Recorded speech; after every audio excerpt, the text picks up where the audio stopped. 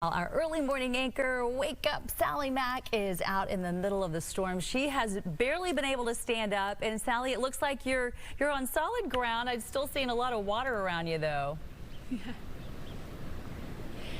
Yes, conditions have definitely improved out here, Melissa and Caroline. Just within the last 30 minutes or so, we are still getting some of those very strong tropical storm force wind gusts out here.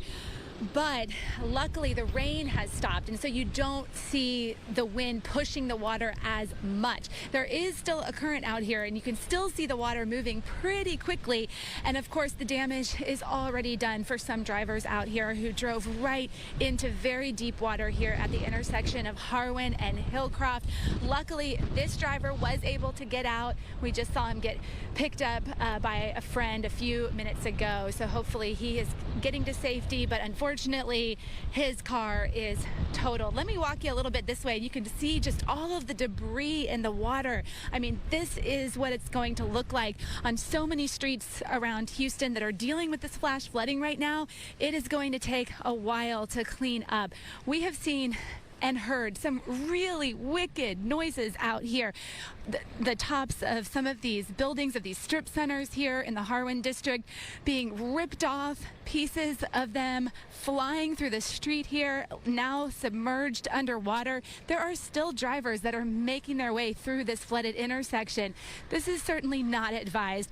There's all kinds of debris in this intersection that we have been watching, and unfortunately, you could run over that, you could get stuck. There are so many things that could happen. We did just see a Houston Police Department high water vehicle pass through here, and you can see this driver in the red car deciding not to chance it, backing up right away. I will say some of these lower vehicles, when they commit to it, if they stay on the gas and they go through and they don't stop, they have been making it through. But again, this is just not advised right now at all to be out in this.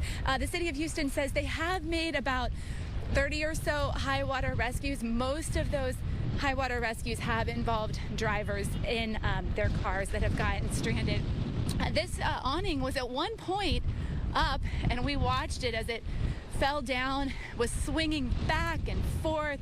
Just a very dangerous situation out here. There was a guy who was standing under here at one point. In fact, it was the driver of that car that got stuck, and luckily he got out of the way as this thing was swinging. So still not advised to get out, even though things are calming down a little bit. You can see all of the hazards that do remain out here. We were just breathing a sigh of relief and thankful that car started backing up. Sally, when you can see it from afar and you can tell it, that is just not a safe thing to do. No, that's not safe at all. Sally, I wanted to ask you if you can hear me. How was it driving from, because I know you were here at the station, you were anchoring coverage, and then you set out and drove to Harwin, that area that you're standing in. What did you encounter? What did you see? Are there more areas like this?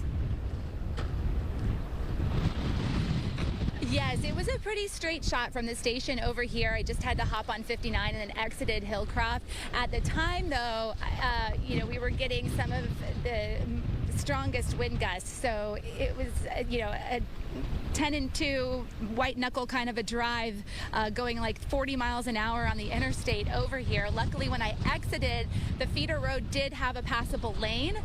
And my photographer, who's actually our chief photographer, Ray Williams, guided me in here, said I would be okay getting to where he was. And so we've been here ever since for the past few hours or so now. And as I mentioned, just when we think it's getting better, you get one of these strong wind gusts and you're like, oh man, when is this going to end? It just seems like it is taking forever, even though we know this is a fast mover and it's going to be out of here by this afternoon. When you're in it, I mean, it's like, gosh, is it ever going to end is what it feels like. Well, Sally, you've been out there, about 3 hours. This is definitely the most movement we have seen behind you. And it just hasn't improved enough for there to be that movement. So please, everybody, don't risk it. It is not getting better at this point. No, it's making me nervous because I can see how that wind is moving your body a bit, and you had to kind of catch your balance, and you can see how the water blows behind you. It's really a scary situation, Sally. Please be careful out there. Will do. We'll go get inside the car and get our hurricane snacks out and get dry while we're waiting to see you guys again. We're going to let you recover for a little bit. Thank you for being out there, taking one for the team to really give us an idea. Helps our viewers a whole lot to see why we're asking them not to go out there, listen to the wind. Definitely.